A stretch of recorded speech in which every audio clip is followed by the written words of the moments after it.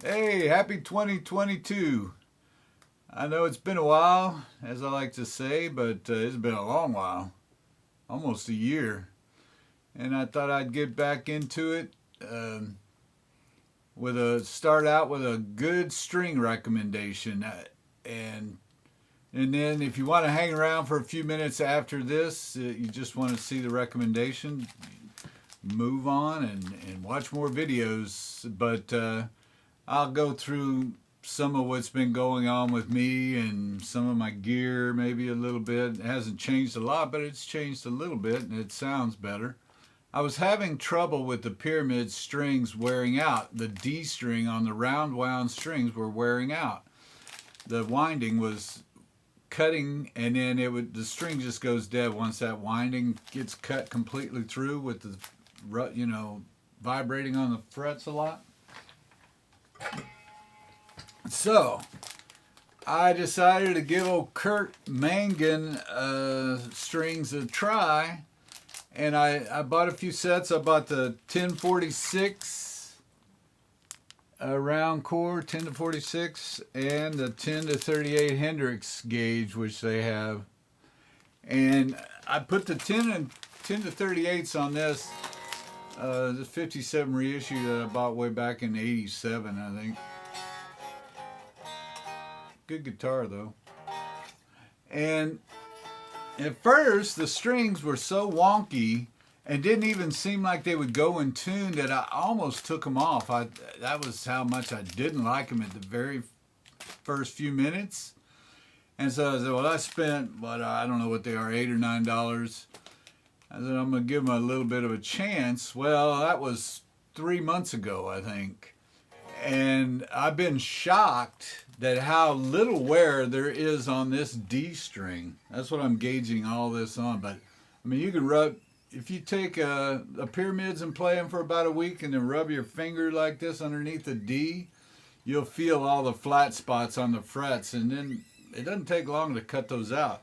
And even the D'Addario strings, they wear out pretty quick too, but they last twice as long as the pyramids.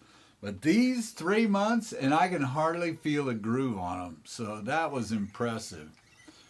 There are no very slight fret grooves on that D string. So these things are a keeper. Great round wound string. When they, I guess, settle down, I don't know what you would call it, but leave them on there for at least a day or two. Once they settle down, they turn out to be really great sounding string. And I know I've heard a lot of people swear by Curt Mangan, but I just never got around to trying them. But this is a shout out to Curt. I don't get paid by Curt. He doesn't know who I am. This is the only few sets I've ever bought from him. So this is not sponsored or anything. So just give them a try. I think you'll like them, especially for round core, which I've wanted to switch to round core, but since they were wearing out so fast, I had to kind of stick with the hex core D'Addarios when I was playing hard. But okay, so much for that. As far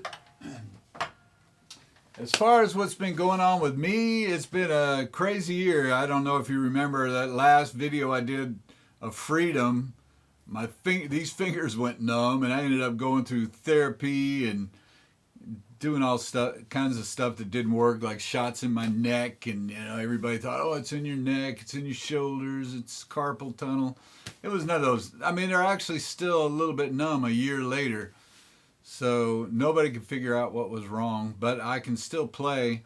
But where the big problem started to develop, and this is what happens when you get old, so enjoy your young fingers, is my left hand started to really act up, and it was affecting my playing a lot. When you have a sore little finger, you'd be surprised how you favor it, and you won't try to do certain things, and you don't even notice it. But I noticed that I wasn't playing as well, and my thumb down here has got some kind of arthritis.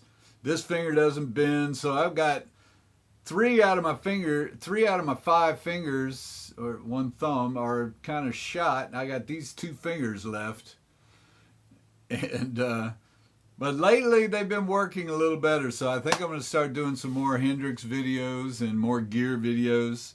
But let's look at what's been going on with my gear. I was really having kind of a tonal slump there for a while with the 60 Bassman, and I think what it was just the tubes were getting tired. I had just basically worn them out, so I went on this big, expensive, new old stock tube search and wasted a bunch of money.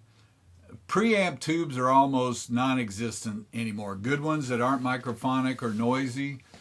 The only good thing is there's a lot of 5881 tongue saws out there, power tubes still, which I use in the Tweed Bassman and the Bandmaster, and probably some very expensive RCA black plates for the blackface amps, but I don't use them that much.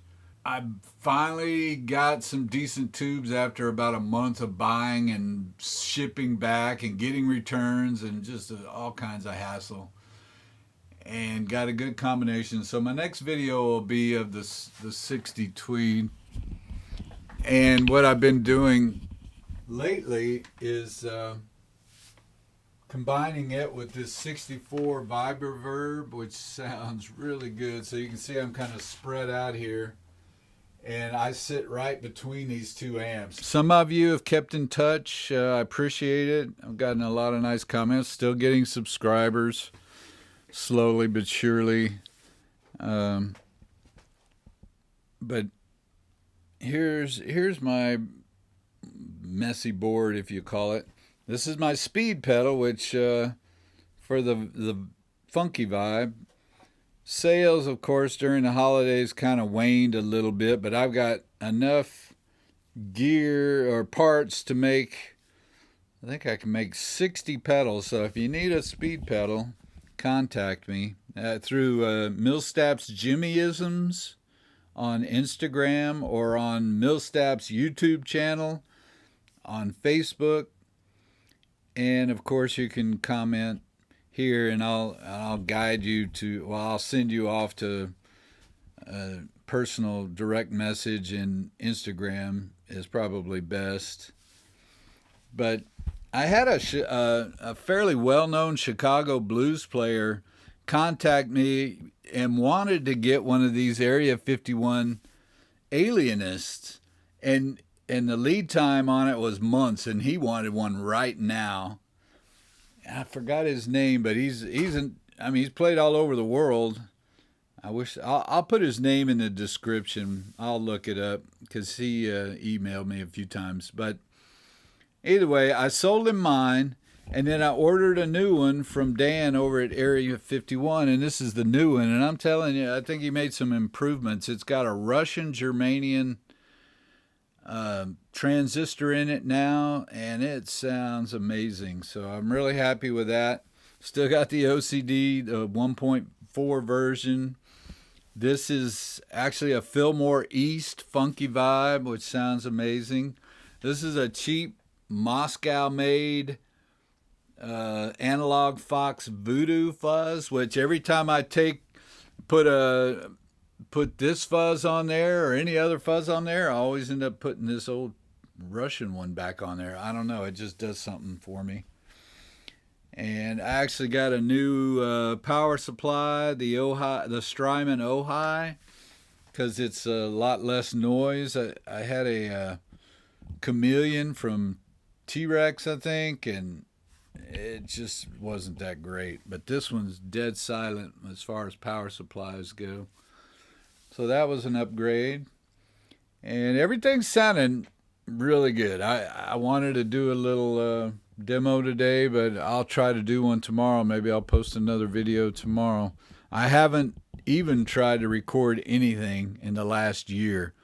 So that was one of my problems. My tone had degraded so much that I couldn't get a good recorded sound. But now, if I can record as good as it sounds in this room, then I'll be back in doing Hendrix videos. But I just wanted to wish you guys a prosperous and blessed new year. And hang in there. Everybody in our family had COVID during the holidays, and they were all vaccinated. The ones that weren't vaccinated didn't get it.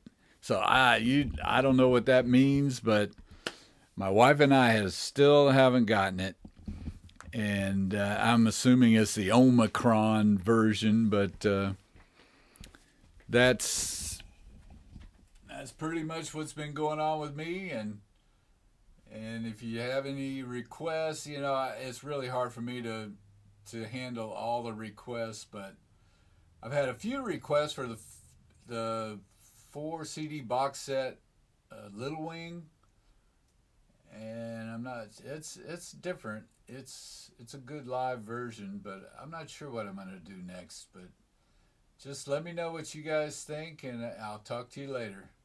Bye.